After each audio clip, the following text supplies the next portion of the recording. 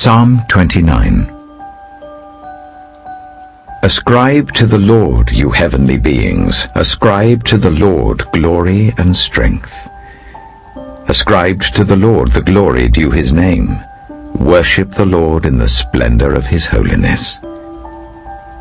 The voice of the Lord is over the waters. The God of glory thunders. The Lord thunders over the mighty waters. The voice of the Lord is powerful. The voice of the Lord is majestic. The voice of the Lord breaks the cedars. The Lord breaks in pieces the cedars of Lebanon. He makes Lebanon leap like a calf, Sirion like a young wild ox.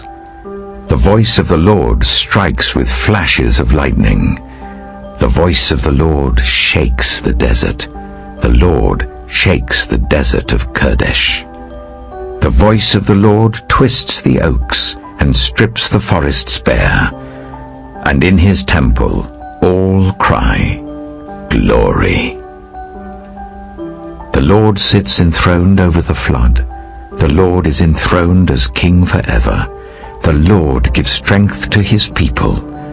The Lord blesses his people with peace.